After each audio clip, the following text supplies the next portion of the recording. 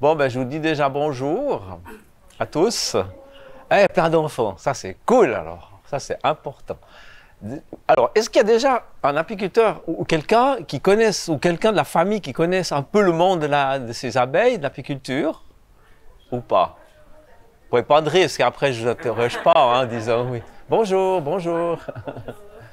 Il n'y a personne, donc c'est un truc nouveau pour vous, voilà. Même le miel, par contre. Ah, le miel, oui, ça c'est sûr. Super. Alors, je me présente, ben voilà, Christian Mélioret, je suis apiculteur depuis bien quelques années en arrière. J'ai eu pas mal de ruchers aussi dans les villes, dans les entreprises. Je trouvais que c'était magnifique de pouvoir partager ce monde, d'amener les abeilles dans des sites, et puis avec des visites par des gens pleins de bureaux, des gens qui ne voient jamais rien, à part, je veux dire, toute la semaine, ils sont dans leur bureau, puis de les sortir, et puis de montrer un peu ce monde d'apiculture. Et ça, j'ai fait pas mal de fois dans pas mal d'entreprises importantes quand même. Et j'ai arrêté il y a quelques années, j'ai fait ça pendant 8-9 ans. Ça m'a vraiment nourri aussi, parce que si un apiculteur, c'est un indépendant, il est tout seul. Normalement, il est seul dans ses ruches. Et puis, c'est l'avantage. Ah ben, attends, déjà, ouais. Bonjour. L'avantage aussi, quand on peut participer, puis donner, représenter ce qu'on aime, notre passion aux autres, c'est magnifique. Mais des fois, on aime bien aussi être tranquille. Voilà, dans son petit coin. Et puis, en plus, je sais pas comment expliquer, quoi. Bonjour. Les abeilles, c'est dès que vous arrivez à un rucher, vous êtes obligé d'être calme, déjà, parce qu'elles le ressentent. Alors ça, c'est sûr. Elles ressentent tout, hein, ça c'est sûr. Aussi vos énergies, elles ressentent l'extérieur aussi, si c'est orageux et tout ça. Donc ça aussi, intéressant à prendre en compte. Mais ça vous permet aussi d'arriver à un rucher, ok, tranquille. Et vous pensez qu'à rien d'autre que ça. Donc, quand vous allez ouvrir une ruche, vous êtes concentré sur vos abeilles. C'est ça qui est magnifique. Par contre, j'ai aussi donné beaucoup de cours. J'ai formé, je ne sais plus calculer, mais pendant 15 ans, j'ai formé chaque année des apiculteurs. Donc, ce qui est intéressant, c'est qu'il y a le retour après des jeunes, ou moins jeunes, hein, qui me redemandent encore des conseils. Il y a des échanges. Et puis, il y en a qui se sont bien performés. Et c'est moi, des fois, qu'on échange beaucoup plus d'idées avec ces gens-là. J'adore ce métier. Voilà. Ouais, je suis un passionné, hein, donc vous allez vous en apercevoir. Ah, il y a encore des gens qui arrivent. Bonjour. Je vous laisse encore vous installer. Voilà. Alors, donc je vais commencer par la base. Comment ça fonctionne une ruche? Donc la ruche, en fait, il y a la ruche, c'est la ruche de base, qu'on voit, que vous allez voir si vous voyez les ruches. Puis après, vous avez des hausses. C'est des réhausses, des hausses qu'on met sur la ruche, où c'est là où on va récolter le miel. Mais toute l'année, là, disons pendant 3-4 mois, elles sont vraiment dans leur maison. C'est la ruche, dans leur maison. Et puis en fait, dans une ruche, vous avez une reine,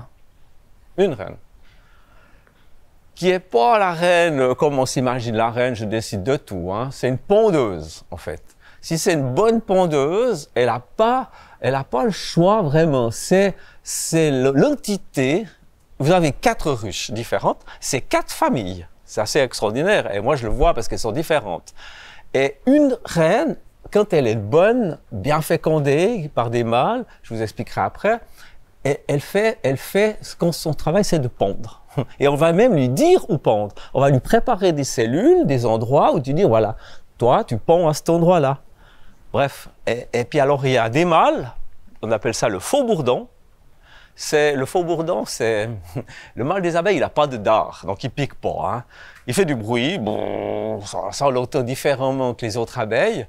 Et puis en plus, il se nourrit. Mais il a deux fonctions, en fait. 3 fonctions, on va dire, soyons fous. C'est comme un mâle chaque année, il est tué. Enfin, il est affamé et puis il va mourir. Chaque année.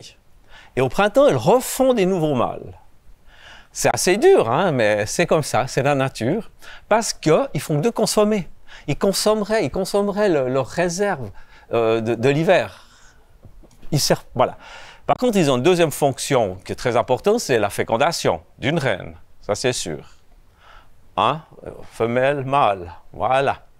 Et puis, ils ont une troisième fonction quand ils sont en pleine saison, c'est quand il fait nuit, quand il fait plus frais, les nuits, tout ça, ils sont un peu plus gros, ils ont encore un petit peu, comme ça, un peu, c'est bien chargé, là. Eh bien, ils vont chauffer le nid aussi. Ils aident à chauffer le nid.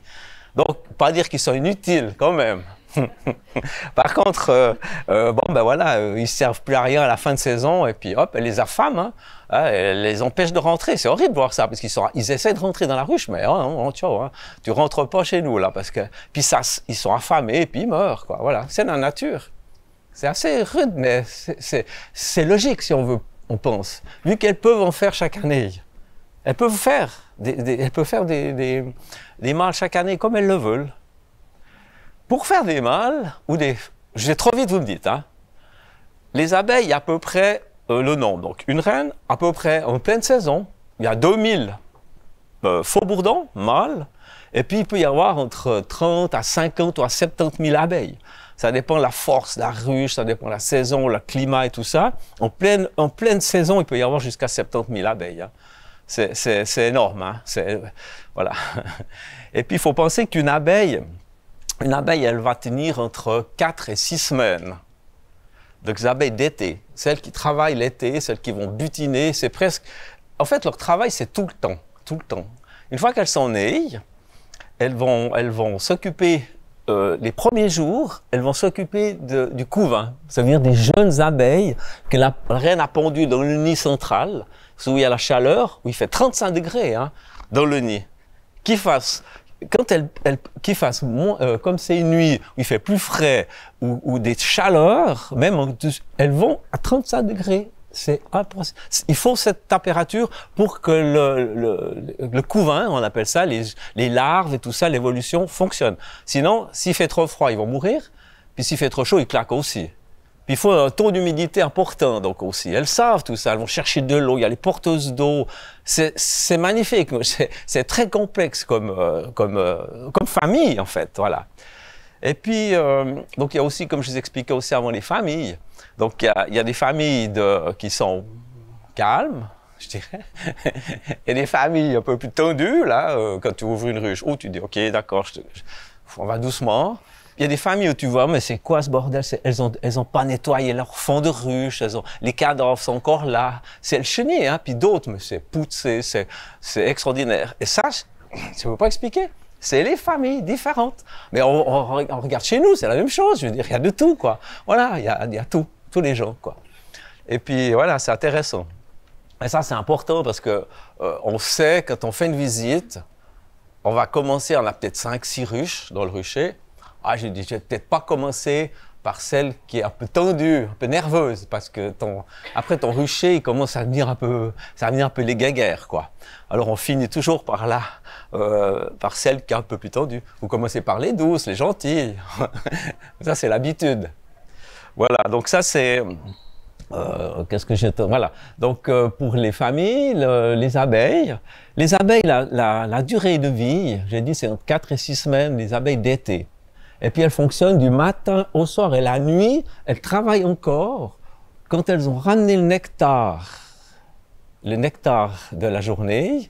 Elles vont le travailler toute la nuit, le ventiler pour que ça devienne du miel. Là, elles réduisent l'humidité, ça je vous explique après le miel. Et bien, voilà. Et puis, il y a les abeilles d'hiver. Et l'abeille, la reine, va pondre au mois d'août les abeilles d'hiver. Et ces abeilles-là, elles vont durer presque 5-6 mois même. Elles peuvent encore aller jusqu'au mois d'avril. Les dernières de l'année d'avant peuvent encore aider jusqu'au mois d'avril. Voilà. Donc, pour dire qu'elles sont assez extraordinaires. Vous voyez, ça c'est important. On parle de l'alimentarium, mais l'alimentation, c'est le même œuf de base. Il est simplement, pour la différence, elle va dire, je ne ponds pas un œuf différent, c'est le même œuf. D'accord? Il va être pondu 3 jours. 3 jours, il va éclore le 4e jour. Puis là, ça devient une larve qui va éclore de son œuf. Et là, les abeilles vont lui donner le lait maternel qui est la gelée royale. Vous avez déjà tous entendu parler de ça. Et là, pendant 3 jours, elles vont les bourrer de lait maternel, de ce gelée royale. Mais pourquoi? Ça, c'est encore un truc qu'on ne comprend pas tout, puis j'aime bien, qu'il y ait un peu de mystère. Pourquoi, avec la même larve, le même œuf, c'est des abeilles qui vont faire 5-6 mois, puis les autres pas. Simplement à cause de la nourriture. Elles ont dans le lait maternel quelque chose, ils n'ont pas réussi encore à trouver vraiment. J'aime bien ce côté un peu, on ne trouve pas toujours tout, c'est très bien. Mais c'est que la nourriture. C'est la nourriture. Impressionnant, hein, quand même. Pourquoi une abeille? Juste en nourrissant. Et ça fait une grosse réflexion aussi. Quand elles élèvent des reines, je vous expliquerai après, quand elles élèvent des reines, c'est le même œuf aussi, fécondé, bon, mais elles vont la bourrer pendant 8-9 jours de gelée royale. Mais vraiment, hein, ça devient une grosse, beaucoup plus grosse que les autres, que ces organes génitaux qui se développent, etc. Mais c'est le même œuf de base.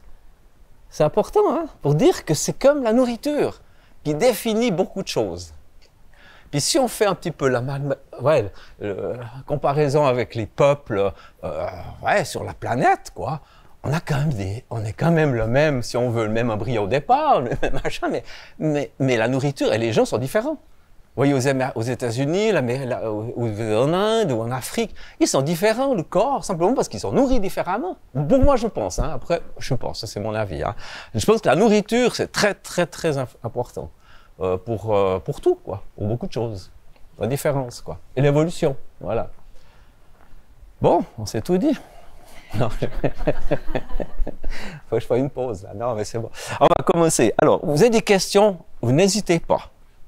Si vous me dites à mesure, volontiers. Par rapport au mâle aussi, c'est aussi la même chose. Oui, le mâle est l'ouvrière, il nourrit la même chose, 3 jours, pas plus. 3 jours, c'est la même chose. Par contre, comment? Alors, c'est pas la même chose, la question elle est super. C'est que la reine, elle a été fécondée. Elle a une spermathèque, elle a une réserve de sperme, elle s'est fait féconder par entre 10 et 15 mâles différents en l'air. 12 envoyés en l'air, non, excusez-moi. Mais... Voilà, donc c'est ça. Il y a des zones de fécondation où tout le monde se retrouve. Les mâles et toutes les reines du coin. Voilà, bon, allez, on y va. Et quand elle peut faire 2-3 sorties, hein, quand sa spermathèque est pleine, elle rentre dans la ruche et puis elle ne va plus ressortir. Toute sa vie. Ce qui est de 3 ans, disons. Et moyenne. Avant, c'était 5 ans, mais ça a tendance un peu à baisser. Mais voilà, entre 2 et 4 ans. Voilà. Donc, elle ne ressort plus. La seule différence, c'est important, c'est que je vous ai dit que la famille qui va lui dire, maintenant, toi, la reine pondeuse, on va te mettre là, on va nettoyer des cellules, on va te bâtir des cellules, je vous montrerai après, Angélique. Et là, tu dois pondre des ouvrières. Et tout d'un coup, sur la ruche, il y a un endroit où on a besoin de mâles. On a besoin de 2000 par exemple, je dis bien à peu près, hein, mais voilà, sur 50 000 abeilles. Donc, voyez, mais tout d'un coup, il y a un petit coin, on veut qu'elles pondent du mâle. Alors, elles vont faire des cellules plus grosses, plus larges. C'est marrant. Et l'abeille, la reine, en allant pondre, elle va se retourner pour pondre dans la cellule, elle va s'apercevoir que la cellule est plus grosse. Donc là, je vais mettre un œuf qui est pas fécondé. Et là, elle clapet, voilà, ses ovules, donc, dans sa spermathèque, elle a un clapet qu'elle ouvre ou qu'elle ferme. œuf fécondé, pof, et ben voilà, elle ouvre, parce que ça sera des abeilles. Et puis un œuf qui n'est pas fécondé, qui n'a pas de sperme dessus, pof, ça restera un mâle. C'est ça, hein. C'est impressionnant, hein, quand même. Donc, c'est les abeilles, l'entité, qui lui disent « Toi, tu me fais du mal dans ce petit coin. » Et puis, elle va, hop, c'est plus large. Je te mets un œuf, j'ouvre pas ma spermathèque, et puis ça sera un œuf qui n'est pas fécondé. Voilà. C'est ça la différence. Mais la question, elle est superbe, c'est juste. Vous avez dit que les abeilles maintiennent une température de 35 degrés tout le temps. Vous avez dit que les abeilles maintiennent une température de 35 degrés. Oui. Et comment elles font ça? Alors, elles font ça en ventilant. Quand il fait très très chaud, il y a des canicules, hein, et vous mettez la main à l'entrée, à l'extérieur, mais vous sentez la chaleur, elles sortent la chaleur. C'est impressionnant. Alors elles ventilent, elles se mettent plusieurs, comme ça, puis elles sortent l'air chaud. Il faut voir, hein, tu sens la chaleur sur la main. Hein. Puis quand il fait froid, eh ben, c'est quoi le carburant pour chauffer notre corps? Le miel, le sucre. Et quand nous on a froid, bah, hop, on bouge, on prend un peu des machins, là, je sais pas quoi, un peu de sucre, et puis on se réchauffe notre corps, quoi. Et ceux qui n'ont pas assez de sucre et puis qui fait froid, voilà, il n'y a pas que le sucre, mais disons que, voilà, c'est pour ça. Donc, c'est ça. Et quand il fait très chaud, en plus de ventiler, elles vont chercher de l'eau. De l'eau qu'elles giclent dans la ruche, dans les cellules. C'est de l'eau qui est fraîche, jamais l'eau elles vont chercher de l'eau, elles savent très bien où aller, ou l'eau d'une rivière, un petit endroit. Et ça, c'est comme une climatisation, en fait. Elles rafraîchissent la ruche en giclant de l'eau dedans. Plus, et les autres, elles sortent l'air chaud. C'est impressionnant, hein? Et puis elles n'ont pas besoin d'avoir fait d'études ou de... Elles savent que c'est c'est même 34,6, je crois, un truc comme ça. Température idéale, quoi. Voilà. Ouais. C'est dingue, hein? L'hiver. Il fait, je sais pas, il fait moins 20, moins 15, moins 10 pendant 3 jours, hein? Alors l'hiver, la reine va arrêter de pondre. Mais par contre, il y a quand même toutes les abeilles. Les abeilles sont très sensibles au froid. Donc si elles sortent, si vous voyez les abeilles sortir, c'est qu'il fait 10, 12 degrés. En dessous, elles ne sortent pas. Vous voyez? Et puis après, elles s'endorment. Elles s'endorment avec le froid. Ce qui n'est pas le cas des guêpes et tout ça. Les guêpes, elles peuvent sortir beaucoup plus froid, hein, mais pas les abeilles. C'est assez sensible. Alors, en fait, pendant l'hiver, elles vont simplement... je ne sais pas si vous avez vu ces reportages dans le Grand Nord, quand vous avez tous les pingouins qui se serrent parce qu'il fait froid sur les banquises. Eh bien, ça bouge tout le temps. Ça bouge tout le temps. Et c'est la même chose. Un S5 est dans la ruche, il bouge tout le temps. Simplement que les abeilles qui sont à l'extérieur, elles commencent à avoir froid. Je te pousse dedans, je vais au chaud. Et c'est un cercle continu. Et les pingouins, c'est la même chose. Ceux de l'extérieur vont forcer pour être dedans, pour se réchauffer, et puis c'est un cercle. C'est pour ça que c'est jamais statique. Un nid n'est jamais statique, il bouge tout le temps pendant l'hiver. Donc c'est simplement ça. Et puis elles consomment du miel pour se chauffer. C'est pour ça qu'elles font du miel, elles ne font pas pour nous, hein, le miel. Nous, on va leur voler le miel. Mais en fait, on leur vole le surplus, hein, attention, c'est pas, on leur vole, le but c'est qu'on les garde pour passer l'hiver, hein, on ne va pas les affamer. Donc en fait c'est ça, simplement qu'elles ont leur nid, l'hiver la reine arrête de pondre, mais elles se tiennent au chaud, comme ça, puis tout autour, elles ont amené le miel, comme ça elles n'ont pas besoin de faire aller trop loin, hop, elles vont chercher un peu de miel juste pour vibrer, elles vibrent leur corps en fait. Oui ça je pourrais dire, voilà, elles vibrent leur corps, et puis ça chauffe, ça monte en température qu'il faut. Et l'hiver, comme je t'ai dit, il fait moins 15, moins 10, c'est 20 degrés, 22 degrés. Mais moi j'ai fait, pendant 3 ans, j'ai mis un thermomètre avec un fil digital au centre, je voulais savoir. Et c'est vrai, c'est chaque fois, et ça ne bouge pas, quoi.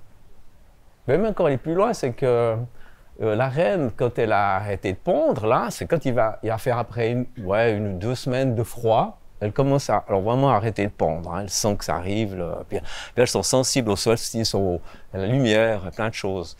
Eh bien, au printemps, elles repartent, au printemps, le 20 janvier, 21 janvier, c'est des différences de solstice, hein, tout ça, elles recommencent à pondre. Mais c'est un tout petit nid à l'intérieur d'une ruche, hein, tout petit.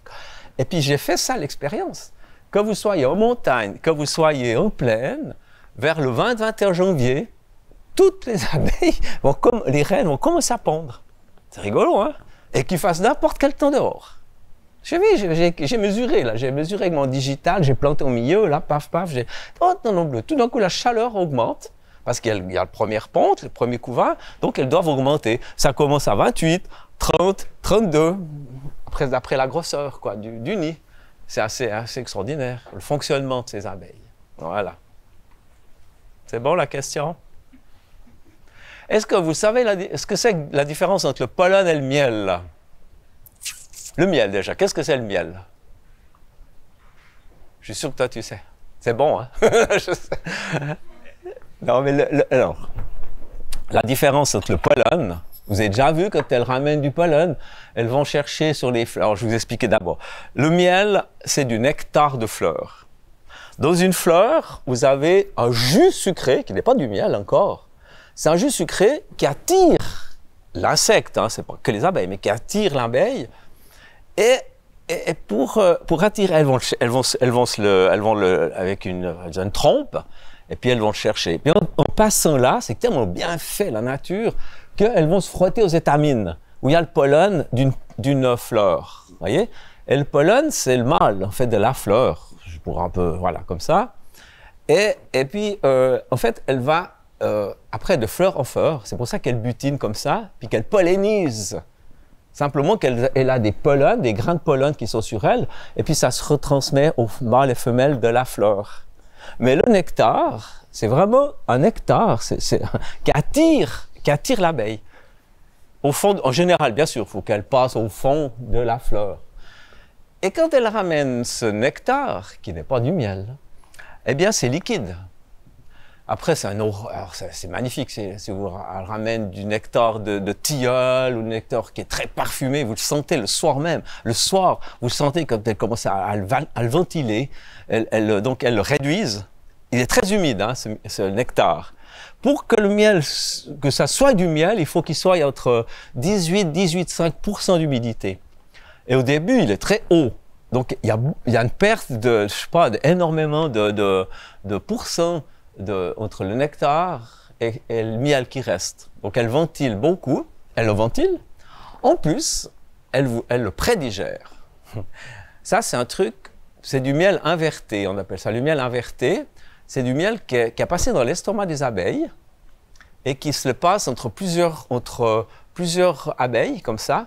Et puis, avec les acides de l'estomac, elles font l'invertase du sucre. Et c'est un miel qui est digéré, mais facilement pour tout le monde. C'est pour ça que le sucre blanc, paf, c'est un machin, ouais, c'est lourd quand même, certains trucs, c'est lourd à digérer. Non, le miel, c'est pas lourd du tout. C'est déjà prédigéré. Et elles ont fait ce travail. Elles l'ont pas fait pour nous de nouveau, elles l'ont fait pour elles, qu'en plein hiver, qu'on revient à nos moins 10, moins 15, et puis qu'il faut vite aller chercher un petit peu de miel à côté, eh bien, qu'elles ne soient pas des problèmes pour retravailler l'estomac, que ça soit digéré. C'est déjà prédigéré. Il est déjà prêt. Par contre, ça reste quand même du miel avec du sucre. Donc, pour ceux qui ont des problèmes avec le sucre, on est d'accord, c'est pas. Mais pour la digestion, ça facilite énormément. Ça, c'est le miel. C'est bon? Une fois qu'elles l'ont bien réduit, nous, on le récolte, on va l'extraire dans des maturateurs. Voilà, c'est maturateurs qui tournent pas des maturateurs, des extracteurs qui tournent, centrifuges, qui éjectent dans les parois, inox, bien sûr. Maintenant, on est dans des belles choses, qu'avant, c'était pas toujours la même chose. Et puis, après, vous le récoltez dans un bidon. C'est du miel pur. Il n'y a rien. C'est naturel. On n'est pas en Chine, hein, là. Voilà, donc, et puis, je vais vous montrer, puisque j'y suis. Je vais vous montrer les cadres.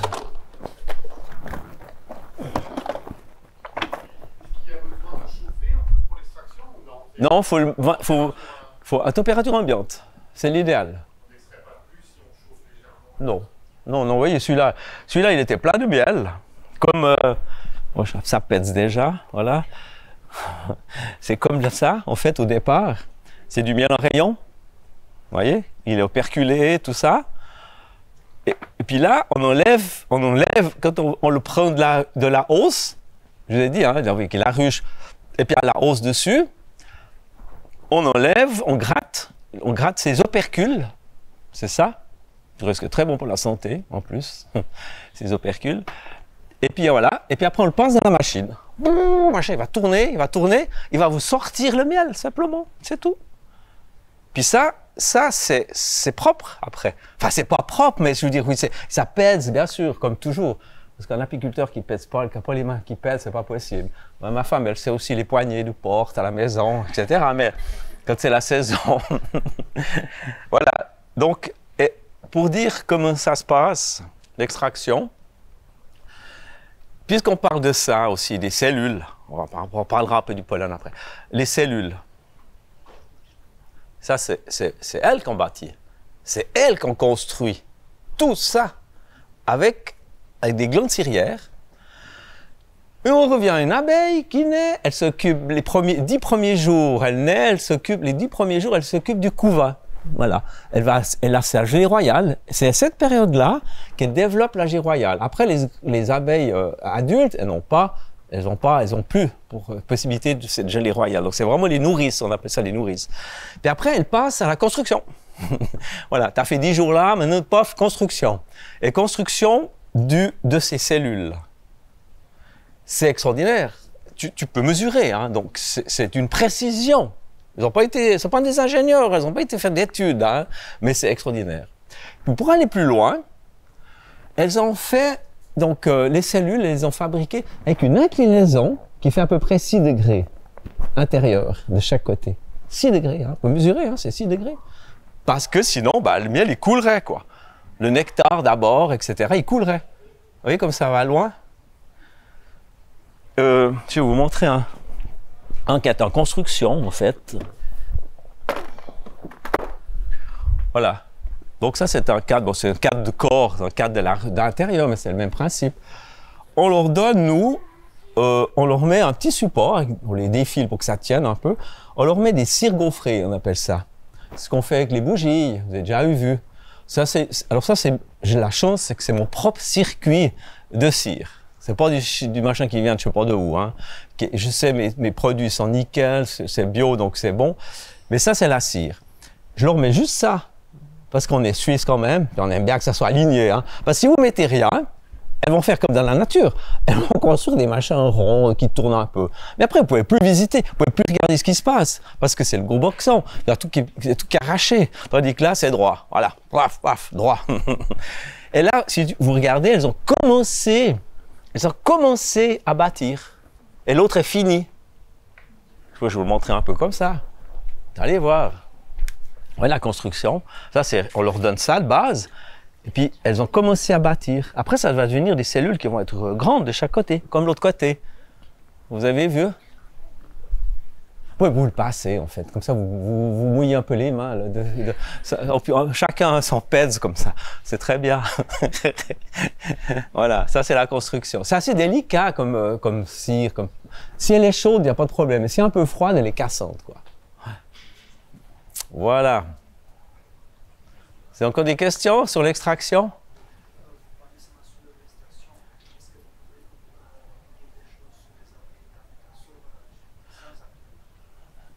Oui, alors, oui, ça c'est un autre sujet, mais ça ne change rien. Il y a 600 abeilles, espèces d'abeilles sauvages en Suisse, hein, à peu près. Donc 600. Hein. Là, c'est l'abeille mellifère.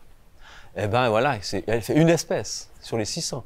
Après, chaque abeille sauvage, c'est intéressant les choses parce que c'est un peu les polémiques avec la ville, les machins et tout ça. Moi, j'ai eu des abeilles en ville, elles n'ont jamais été aussi bien protégées des produits phytosanitaires que dans les grands champs où vous avez du maïs, des machins, l'exploitation, vous voyez, monoculture. Là, au moins en ville, bon, ok, elles sont comme nous, on n'est pas malades parce qu'on est en ville, hein. Mais ce que je veux dire, elles vont butiner des endroits. La monoculture, c'est pas bon. Les abeilles sauvages, c'est encore différent. Parce que les abeilles sauvages, elles ont besoin d'un biotope, de certaines fleurs.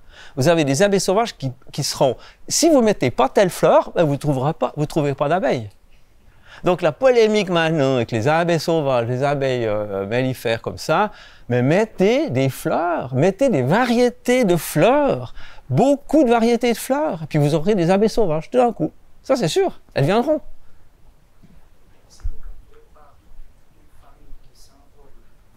Oui, un essaim, ouais. Qu'est-ce qui se passe avec cette femme? Ah ben elle va trouver un petit coin, elle va trouver un truc. Elle va pas, c'est pas une abeille sauvage ça. C'est la même abeille mellifère, mais qui va survivre, la même chose. Elle va passer l'hiver, elle va essayer de passer l'hiver, elle va faire sa récolte de miel pour passer l'hiver, etc. Avec du monde. Une abeille sauvage, elle fait des tout petits, vous mettez un bout de paille avec un trou ou dans un tas, le bourdon, vous voyez? Et c'est tout, ils sont seuls. Il y a mâle et femelle, mais ils sont fécondés, mais c'est tout. Mais je veux dire, c'est pas une unité. C'est tout des différences. C'est chaque une abeille sauvage, elle fait son petit nid dans une paille, elle va pondre, nourrir aussi avec sa petite gelée, sa purée, après elle referme. Ciao. Après elle s'en occupe pas. Une abeille va naître, c'est tout. C'est pas du tout la même chose, fonctionnement. Mais l'histoire des abeilles sauvages, c'est très bien. Il faut mettre des fleurs, des variétés de fleurs. Vous avez des champs, les paysans, maintenant, ils plantent des champs. Ah, il y a des fleurs, c'est joli. Mais tu comptes les fleurs, il y a peut-être 4 ou 5 fleurs différentes. Pas plus. C'est semé. Donc, non, les prairies. Pour moi, le plus beau, c'est d'avoir des endroits, ce qu'ils sont obligés de faire maintenant, et heureusement, ils sont obligés de mettre des jachères. Ça veut dire laisser beaucoup de fleurs en endroit, des bandes entières où il y a beaucoup de variétés. Et là, il y aura des abeilles sauvages, obligatoirement. Et puis, il n'y a pas de bagarre entre elles, hein, franchement. Alors, moi, je les ai vues entre elles où elles ne se bagarrent pas. Il n'y a que les hommes qui se bagarrent. Non, mais franchement, vous avez une pâte un peu humide, un truc comme ça. Ah, elle est humide, celle-là? Non, je l'humidifier. Ah, ouais, parce que ça pèse partout, mais voilà, c'est pas grave. Hein. Je ne vais pas me lécher devant vous, non. Je suis comme à la maison. Bon. Voilà, c'est bon pour le miel? C'est OK, c'est nickel. Alors, le pollen maintenant. Ben, le pollen, donc, alors, vous avez des abeilles qui vont ramener du miel, du nectar, pardon, et vous avez des abeilles qui vont ramener de l'eau. C'est très important, l'eau. Les porteuses d'eau, il faut voir, elles ont leur rôle. Hein. Et puis d'autres, ben, c'est le pollen. Et puis, et puis encore un autre, elles ramènent encore du propolis. Ça, j'expliquerai encore après. C'est une résine magnifique qu'elles ramènent sur les arbres, sur les feuilles autour des arbres. Et merci beaucoup. Alors, le pollen, elles ont des petites poches dans leurs pattes derrière, petites poches comme ça. Puis elles ramènent ce pollen. Elles vont chercher sur la fleur, hein, les étamines, comme on dit. Et puis, elles ramènent ce pollen. Elles le tassent là-dedans, puis après, elles le ramènent. Puis, elles vont le mettre dans les cellules. Vous avez des cellules. Des cellules, comme on a vu avant. Je vais vous montrer là aussi. Hop. Là, vous avez des cellules où il y a toutes les couleurs de couleurs. Les couleurs, là, c'est du pollen. Et le miel, il est là dans les bords. Le miel qui brille, ça, c'est du miel qui brille. Puis, toutes les couleurs, de couleur orange, tout ça, c'est le pollen. Je sais pas, vous pouvez le passer, ceux qui veulent. Regardez. Vous pouvez le prendre, puis vous le passez. Comme ça, on le voit bien. Vous voyez? Vous avez vu? Vous voyez, à la lumière. Là, du truc de orange, tout ça, ça, c'est du pollen. Puis là, c'est du miel. Dans les bords. Si je gratte un peu comme ça, j'aurai du miel là au fond. Voilà, vous êtes obligé de le lécher après. Voilà. Alors, elle ramène ce pollen. Et le pollen, donc le miel, on a dit que c'était beaucoup pour les butineuses, hein, le carburant là pour voler, pour repartir, etc. Et l'hiver. Le pollen, c'est un mélange, justement, c'est pour cette gelée royale. Elle le prépare avec ça. Donc les nourrices vont beaucoup nourrir de pollen, un peu de miel et du propolis. Et ce mystère, ce lait qu'elles sortent avec, ce lait maternel, mais c'est vraiment le pollen de base. La base de ce lait maternel, c'est le pollen. Donc le pollen, il est fait que pour le couvain, les jeunes, voilà, les larves. C'est que pour la nourriture des larves, le pollen. Et une ruche qui a beaucoup de pollen, moi je trouve magnifique. Parce que tu te dis, waouh, là, la reine, la colonie va lui dire, mais vas-y, pond, parce qu'on a de la réserve. Si c'est une année où il y a très peu de pollen dans les fleurs, ou à cause de météo et tout ça, ouf, elle va presque bloquer sa ponte. Blocage de ponte. Donc après, quand il y a de nouveau beau, il n'y aura pas assez d'abeilles pour ramener du miel en quantité.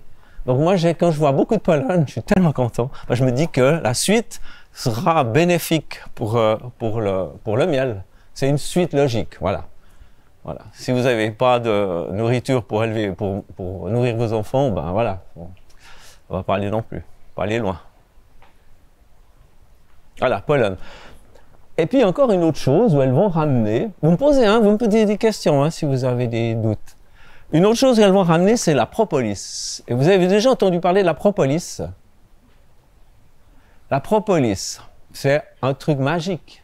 C'est de la résine qu'elles vont ramener dans les arbres pour se protéger de tout dans la ruche. Antibactérien, presque un désinfectant, etc. C'est quelque chose d'extraordinaire. Et nous, on a la chance de pouvoir le récolter. On gratte sur les bords. Bon, alors, elle l'utilise aussi parce que chaque cellule, que vous voyez, qui est un peu brune là, elles ont, à chaque fois que la reine va pondre, elles vont mettre une toute petite pellicule de propolis dedans. Toute mini pellicule. Pour justement protéger l'œuf, la larve. C'est impressionnant, antibactérien, tout ça. Et donc, elles utilisent pour ça. Et puis, elles utilisent aussi pour l'hiver, pour calfeutrer leur maison. Tous les petits courants d'air, paf, je te mets du propolis. C'est une résine. Il n'y a pas mieux une résine qui va tout vous boucher. Hein. Elle vous bouche tous les trous. Donc, voilà. Si aussi j'ai peut-être déjà entendu parler, mais à l'époque des momies, ils momifiaient, ils utilisaient la propolis. Parce que la propolis, en fait, elle a une caractéristique, c'est que quand elle est entourée, une souris qui a réussi à rentrer dans une ruche. La souris, vous savez, elle passe, dès que la tête a passé, le corps, il s'éclave, puis il passe. Hein. Par contre, une fois qu'elle est rentrée dans la ruche, les abeilles, elles ne vont pas la laisser ressortir. Hein. C'est quoi ce machin? Et puis elles vont l'attaquer. Hein. Donc elle va devenir plus grosse, elle ne va pas pouvoir la sortir. Alors elle l'embaume avec la propolis pour éviter la pourriture. Elle ne moisit pas, elle se sèche, ça va la sécher comme les momies. C'est la même chose. Oui, l'utilité, hein. L'utilité de la propolis, quoi. C'est extraordinaire. Puis nous, on a la chance de pouvoir rigoler. Pourquoi? Après, va penser qu'il y a des souris dans son miel. Ah non, dans la ruche. Dans la ruche. Mais il y a des souris partout, hein. Ben, je sais pas, t'en as pas? T'as jamais? Chez toi, t'as pas de souris? Tant mieux. Nous non plus, on a un chat. Mais voilà. Ouais, donc la propolis, on a la chance pour la récupérer. Et la seule façon, c'est une résine. La seule façon de la gérer, c'est de la mettre dans l'alcool. Sinon, elle ne se dilue pas. Vous pouvez la chauffer, mettre de l'eau, tout ce que vous voulez, ça ne va pas se diluer. L'alcool, ça va la diluer. On fait des teintures mères avec ça. Et puis, on se gargarise. Moi, je ne sais pas, mais c'est... Si j'expliquais ce matin, je ne sais plus quoi, quand je fais une conférence, parce que je vais causer, puis avec des gens, puis, je prends de la propolis, ça c'est sûr. Et les chanteurs d'opéra, surtout de l'époque, en plus, avant un peu, je pense maintenant aussi, ils savent, s'ils ont les cordes vocales, pour se nettoyer les cordes vocales, c'est gargarise propolis, quoi. C'est le médicament naturel le mieux possible, quoi. Les chanteurs, hein, ils savent ça. Moi, quand je vois des fois à la télé, des chanteurs qui ont de la peine un peu. Ah, mais j'ai dit, mais vas-y, je te donne du propolis, mon ami. Nettoie-toi les cordes vocales, quoi. C'est bon, quoi. Voilà. C'est de la prévention pour ma femme qui a travaillé en garderie pendant des années. Pendant l'hiver, hein, tu prenais tous les jours une petite gargarise de propolis, parce que c'est, voilà, pour éviter, hein. Voilà, pour dire que l'utilité de ces abeilles, ce qu'elles font. Magnifique. Je ne suis pas objectif, hein, je vous le dis. Voilà, qu'est-ce qu'on peut encore dire là-dessus? Il n'y a plus grand-chose, en fait. On a fait le tour. Je parle trop vite, hein, je crois. Non, mais le pollen, on en a vu. Le miel en rayon, ben voilà, ça, c'est une combine un peu spéciale. J'aurais dû prendre un cadre. En fait, on prend un cadre et puis on le laisse bâtir complètement naturel. Et puis ça, et puis après, ça rend ce propolis, le miel rayon. Et puis ça, c'est un truc qui existait déjà très longtemps avant. Une anecdote, c'est que en 1900, les premiers qui ont décidé d'extraire du miel liquide, voyez, ils se sont fait huer. Parce que c'était pas possible, c'était un sacrilège. Le miel, c'était toujours en rayon. Après, ben, il y en a un ou deux conseillers, puis ils se sont dit, mais c'est magnifique, on peut trouver des systèmes, et puis récupérer la cire, ouais, comme là, mon cadre, je ne sais pas où il a passé, mais ben là, on le récupère, ce cadre. Il a été fabriqué par les abeilles, on le remet dans une ruche. Donc, voilà. Et puis, mais au début, c'était impensable. Les premiers, moi, j'ai eu la chance de récupérer quelqu'un qui liquidait tous de ses parents dans un grenier en apiculteur, et des vieux livres de 1890 à 1910, je crois. Toutes des séries magnifiques. Mais il faut voir comme ils s'engueulent, hein, entre eux, quoi. Ah non, non, mais tu peux pas faire comme ça, c'est pas possible, et tout ça, quoi. Ben non, maintenant ça revient un petit peu à la mode de faire du miel en rayon. Parce que c'est des bonbons, hein, c'est magnifique, quoi. C'est un bonbon naturel, quoi, voilà. Puis vous mâchez ça, vous êtes obligé, vous ne pouvez pas l'avaler la cire, parce qu'elle n'est pas... Mais c'est rien, il y a très peu de cire. Voilà. Vous faites quoi contre les frelons asiatiques? Oh là, frelons asiatiques, ah joli. Là, vous voulez me tuer, là. Non, non, non, vous avez raison, c'est une plaie.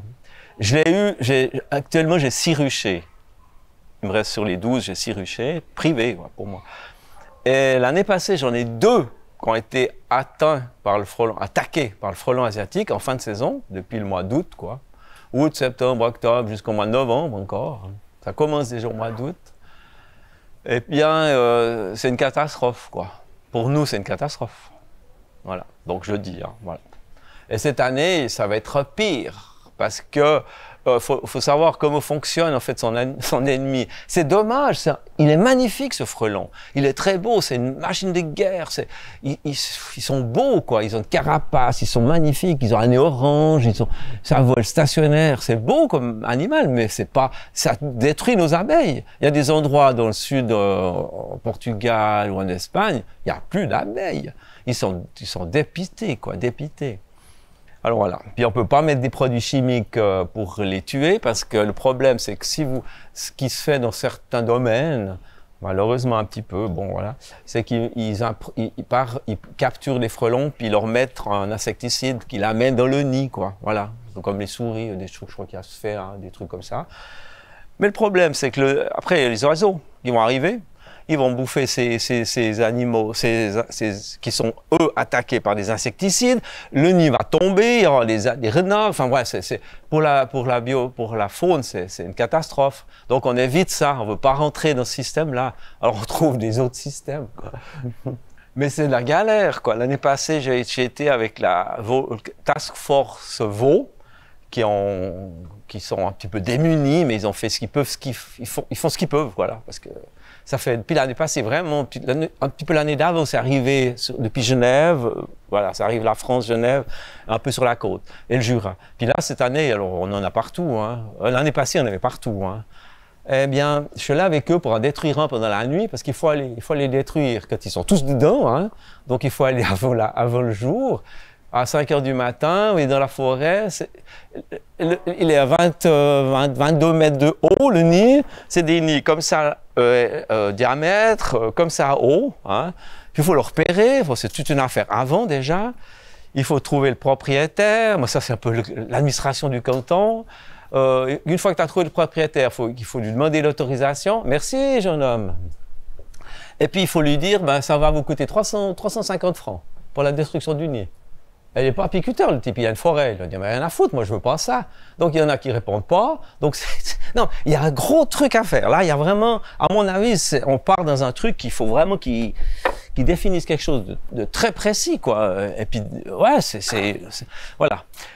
Alors bon, pour finir, ben, c'était du sport, hein, 5 heures du matin avec votre match. Vous avez des perches télescopiques, vous montez 22 mètres puis à l'autre avec un projecteur, vous dites non c'est bon, vas-y, peu à gauche, peu à droite, tu arrives sous le nid, encore 20, puis après tu leur mets des gaz, sur le gaz, simplement un gaz, quoi.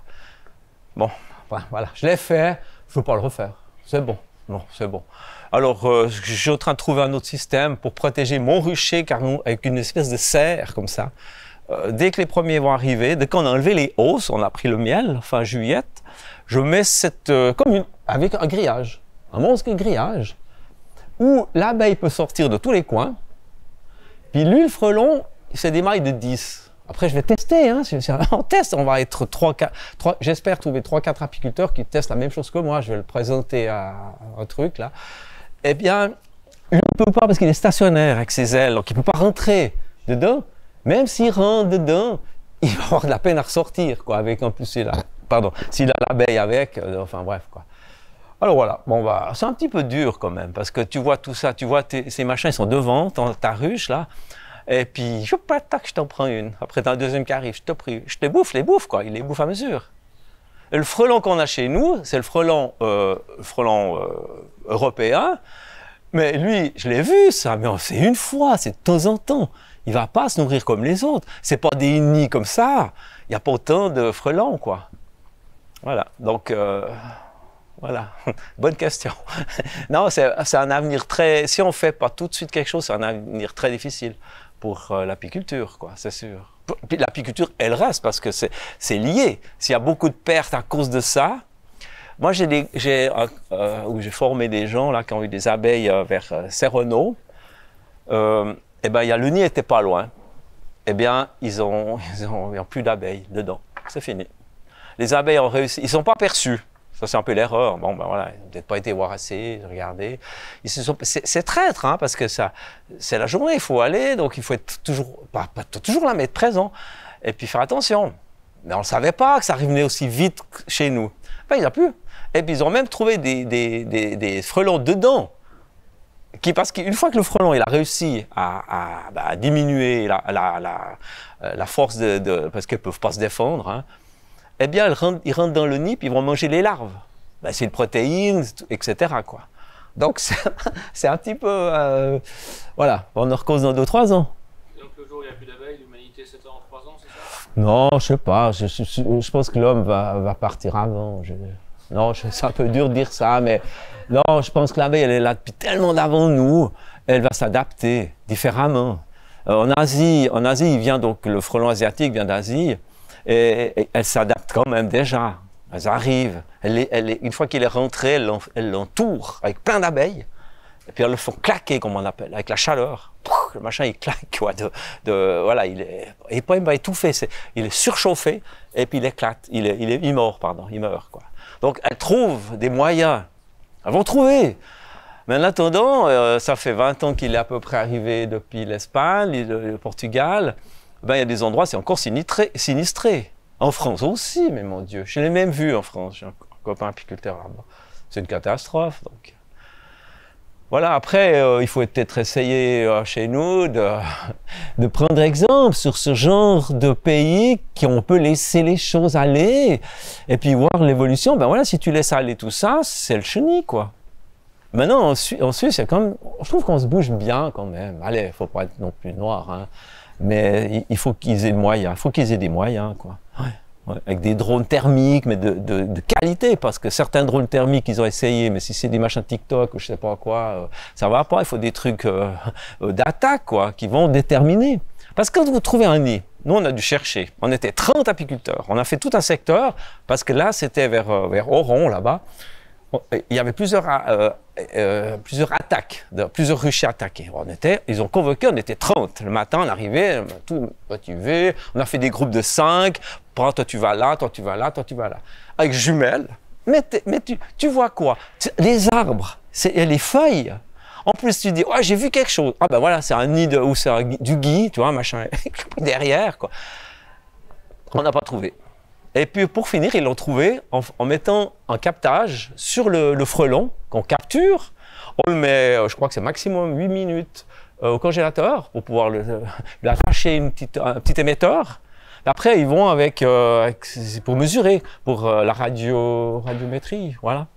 Puis là, ils ont réussi à trouver le nid. Mais voilà, après, c'était pas évident parce qu'il était perché de nouveau aussi, toujours très haut, quoi.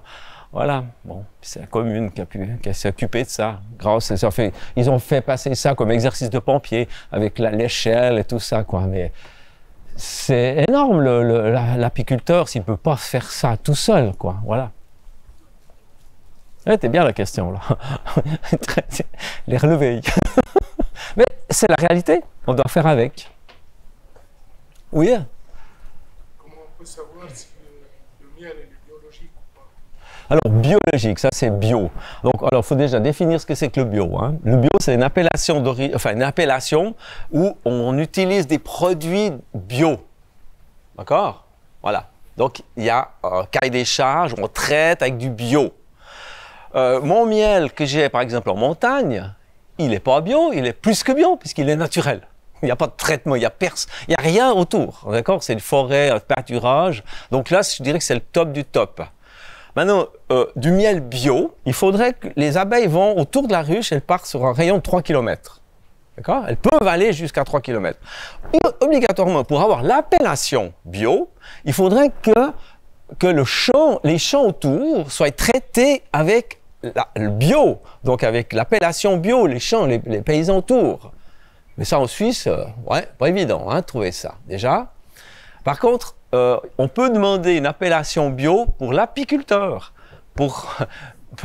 Moi, je pourrais l'avoir parce que j'utilise que des produits naturels.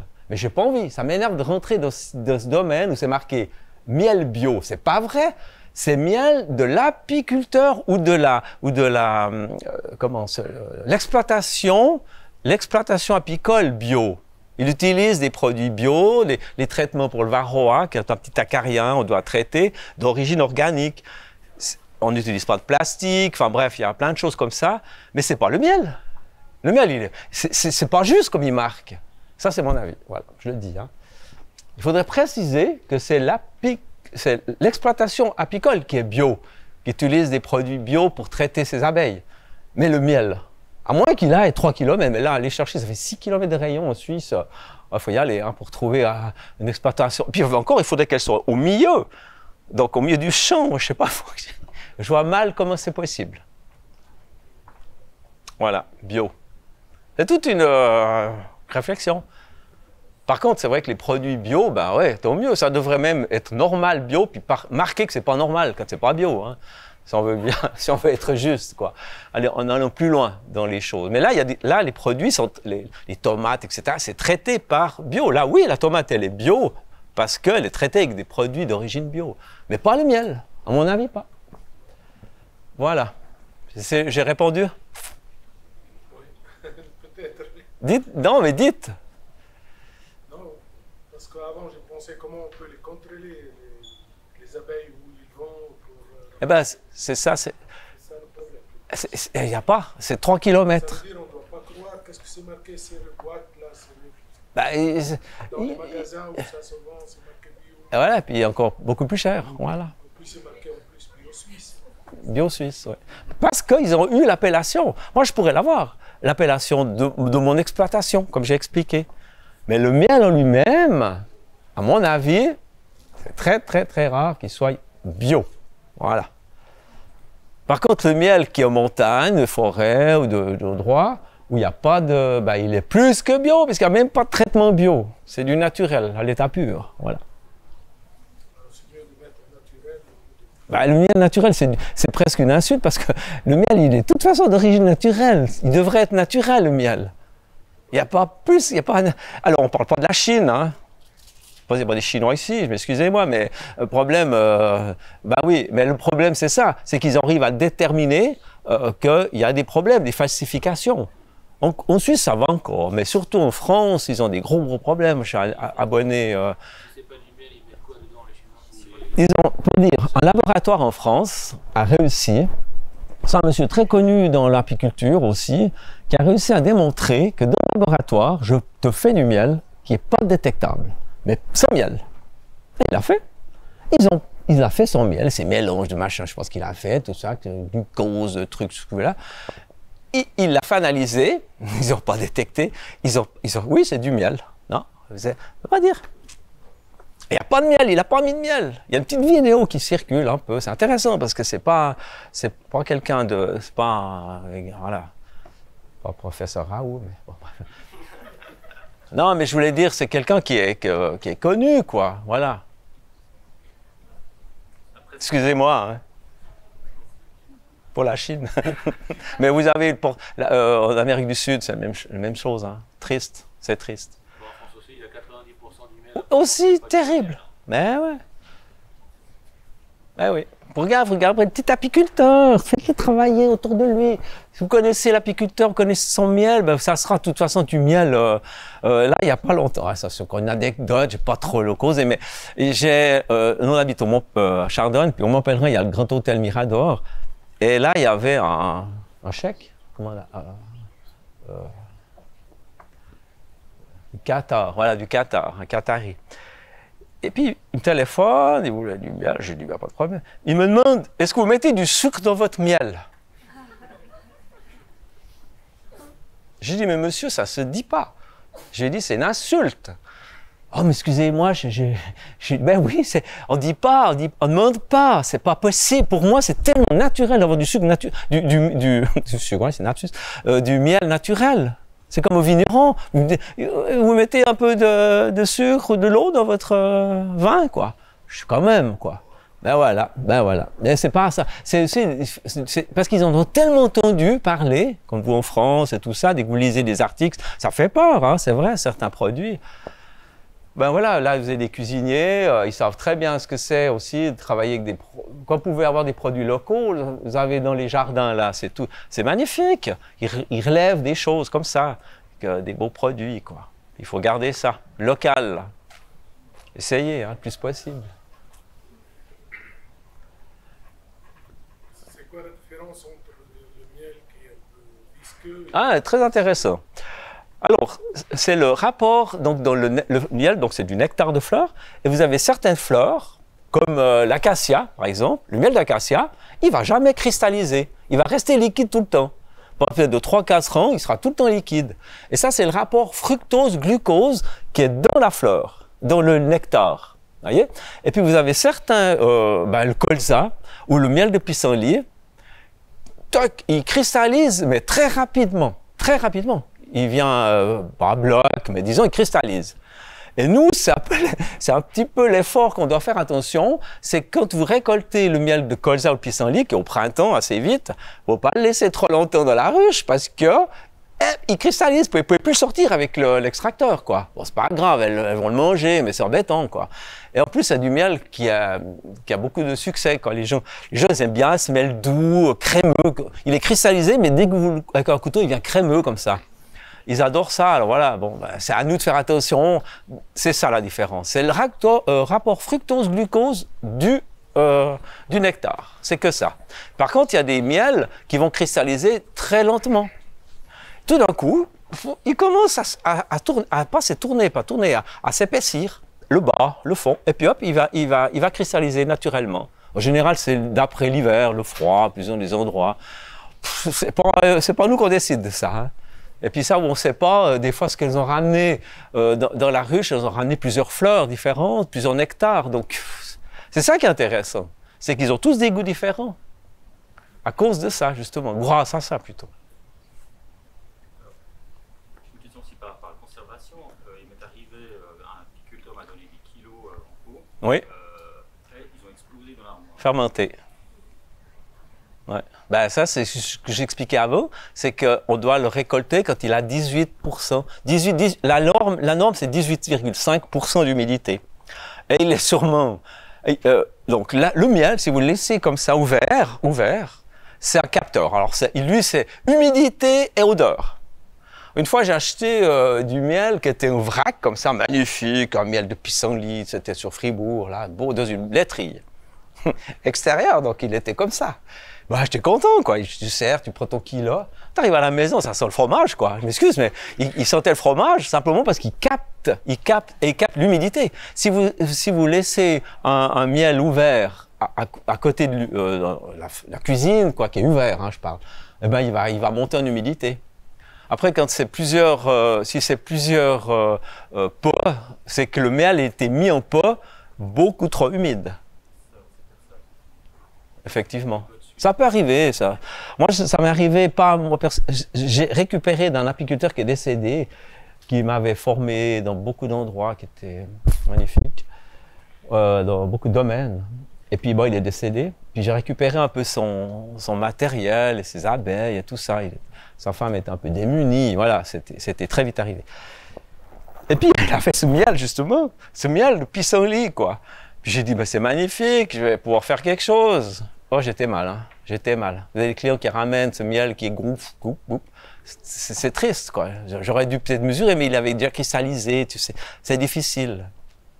Après, il faut se méfier des miels qui sont exposés dans une vitrine en plein soleil, on est d'accord, hein. C'est quand même un produit quand même délicat, quand même. Après, il n'a pas besoin d'être au frais, hein, du tout. Mais à l'abri de la lumière le mieux possible, dans un placard, dans la cuisine, ça va très bien. Voilà, ouais, c'est l'expérience, hein. Ah, ça enlève, hein. Ouais. Bah, il est foutu, ouais. Bon, à la limite, c'est de l'alcool. La fermentation, ça se transforme en alcool. Donc, vous pouvez prendre l'apéro avec. C'est un apéro miel. Vous faites Non, mais vous savez, en hydromel, la base d'hydromel, on le fait fermenter, hein. C'est du miel fermenté avec des enzymes et puis de l'eau. Bah, voilà, quoi. C'est pas mauvais, hein, du tout. Voilà. C'est pas le but au petit déjeuner le matin, faire une tartine et puis donner à vos enfants. C'est bizarre, ils sont calmes, voilà, ouais. Et puis là, vous disiez la prépondérance d'un goût, par exemple, là, moi j'ai mis un miel de tilleul, on va dire, Ah, ouais. qui était blond, qui était vraiment très parfumé. Ouais, ouais. Comment est-ce que c'est possible? Bah, alors moi j'ai un endroit où j'ai une forêt de tilleuls et de châtaigniers, en bas Eviona, donc en plaine, hein. Là, je ne peux pas te tromper, il n'y a que ça, forêt de tilleuls. Et quand tu fais une récolte là, quand ça donne, parce que l'année passée, ça n'a pas donné, vraiment. Par contre, il y a 2 ans, mais c'était unique, unique. J'arrivais, que les hauts, c'était plein, je remettais, c'était plein 10 jours après, une semaine après. Et c'était, mais l'odeur du tilleul, quoi. C'est extraordinaire, ce tilleul. Après, la première fois, c'était que du tilleul pur, parce que le châtaignier n'était pas commencé, mais il n'était pas loin. Puis vers la fin, quand j'ai vraiment enlevé mes hausses, c'était fin juillet, même avant des fois, eh bien là, il y avait le tilleul, la châtaignier qui s'est mis aussi. Mais il y a la fin du tilleul et le châtaignier. C'était magnifique comme miel. Parfumé, c'est le parfum de la fleur, quoi. Ouais. Miel de lavande, miel des choses comme ça, c'est caractéristique, quoi. Bon, ici, on n'en a pas du miel pur de lavande. Il y a un mélange, mais... Ouais. Oui?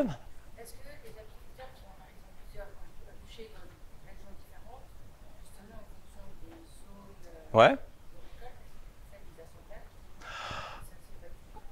Ça se fait sûrement. Moi, je le fais pas. Je trouve dommage, quoi. Je trouve dommage. C'est une chance d'avoir des ruchers différents avec des fleurs différentes, quoi, avec des goûts différents. Mais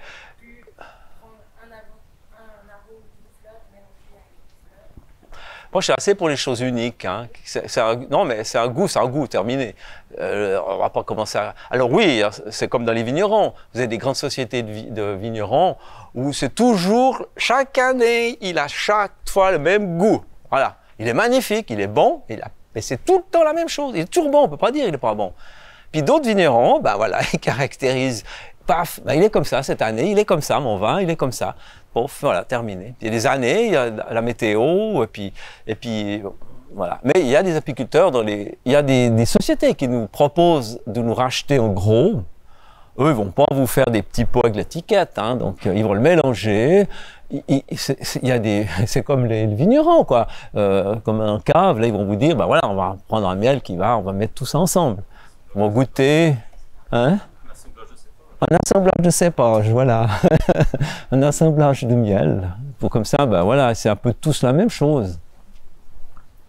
C'est comme ça, les choses dans la vie. Les gens, une fois qu'ils ont trouvé un goût magnifique, ils veulent retrouver chaque fois le même goût, quoi. Puis des fois, on leur explique, mais non, c'est pas chaque fois la même chose. Ça dépend de la météo, l'ensoleillement, la pluie qu'il y a eu. Bref, quoi. C'est ça qui est joli.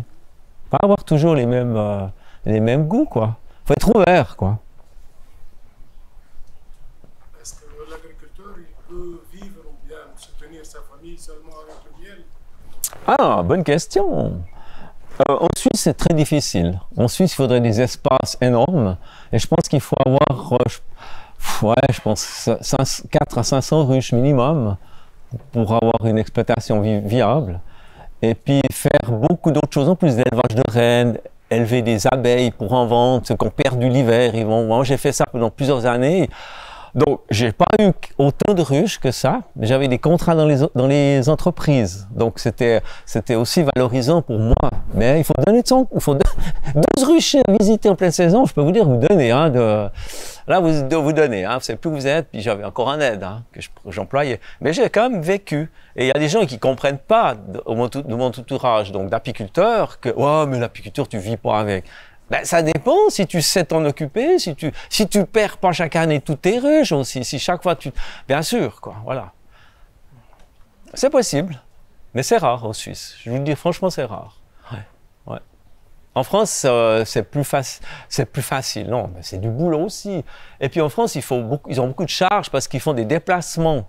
Dans le sud, ils vont dans la montagne, après ils vont en plaine. C'est des monstres déplacements, quoi, qui coûtent cher aussi. Donc il faut que ça vaille la peine.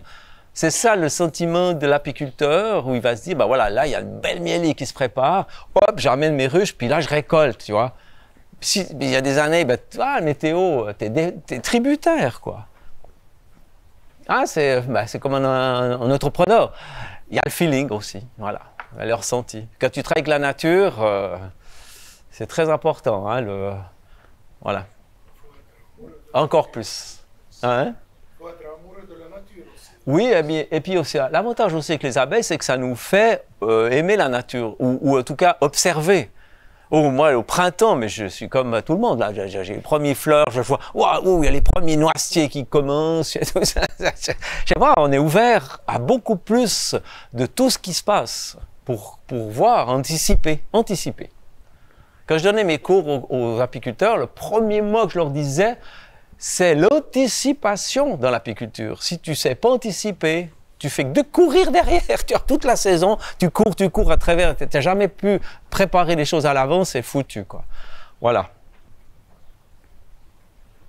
Qui va prendre des abeilles? Non, je rigole. Il y a encore des questions?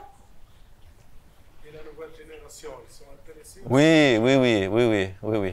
Après, il faut le gérer un peu parce qu'il y a les gens, il y a beaucoup de réseaux sociaux, hein, aussi, donc ça fait tous envie, hein, on a tous envie d'avoir des abeilles. Et puis chaque fois que je donnais des cours, je donnais des cours avec 12 personnes, pas plus, ça allait bien. Mais je les avais tous à peu près une demi-heure au téléphone. Je voulais savoir leur motivation, quoi, voilà.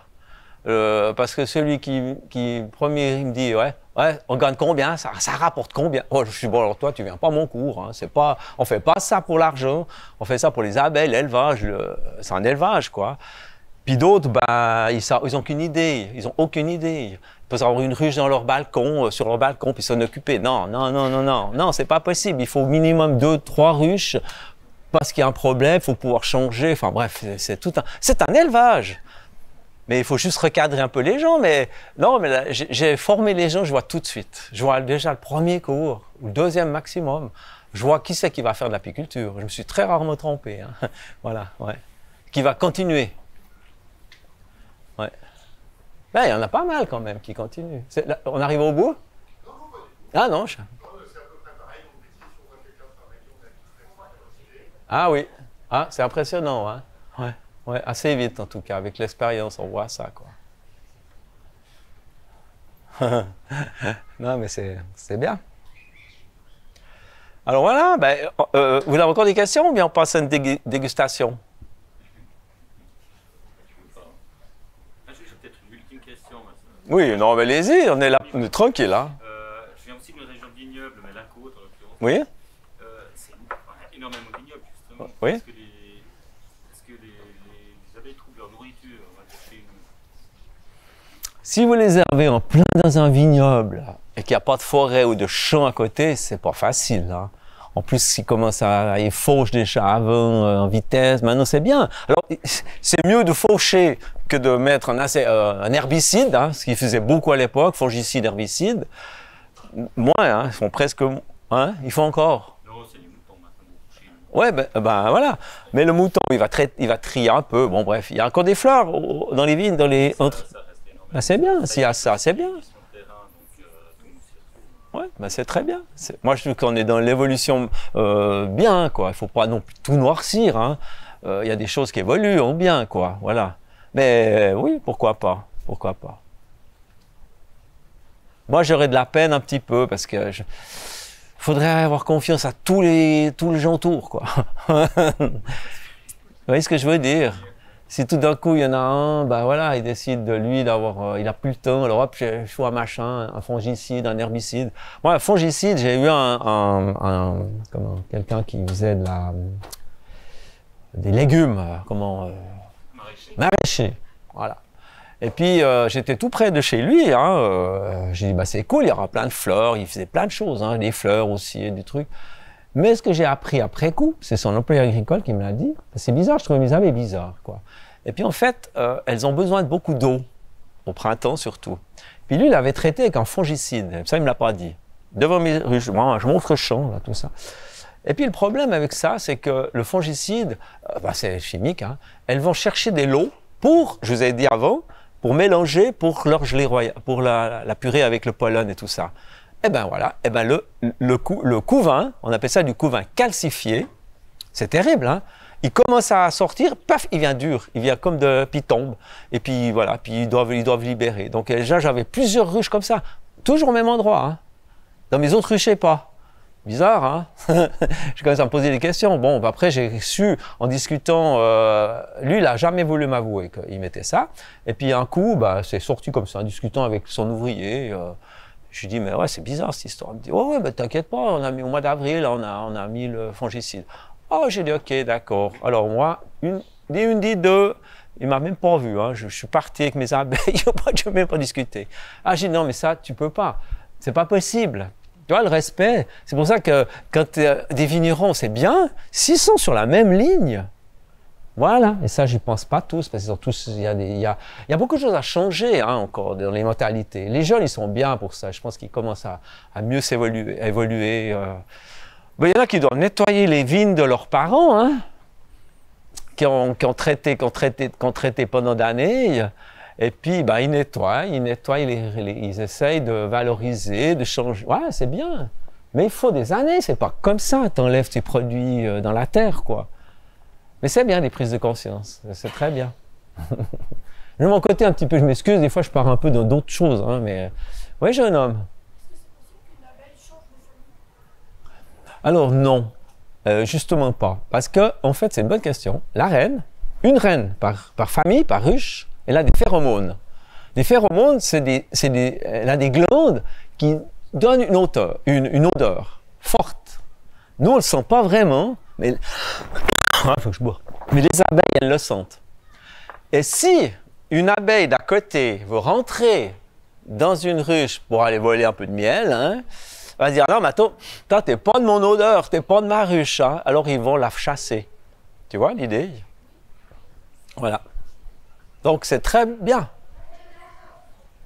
Ils ont chaque ruche a sa phéromone, les phéromones de la reine.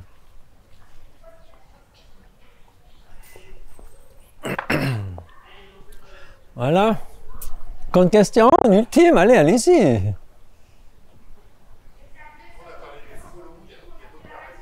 Oui, alors l'autre, on se bagarre depuis 20-30 ans, bientôt, je pense. Ouais. C'est le varroa. Le varroa destructor, c'est un nom. Voilà, c'est un petit acarien qui vient se crocher sur elle. Il ne la tue pas, comme un parasite, quoi, un tic. Et il va se nourrir d'elle, juste ce qu'il faut.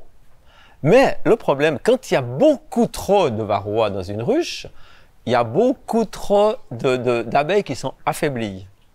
Et quand les gens sont affaiblis, ils chopent le virus, ils chopent des virus. Voilà, c'est clair, ça a toujours été comme ça, hein.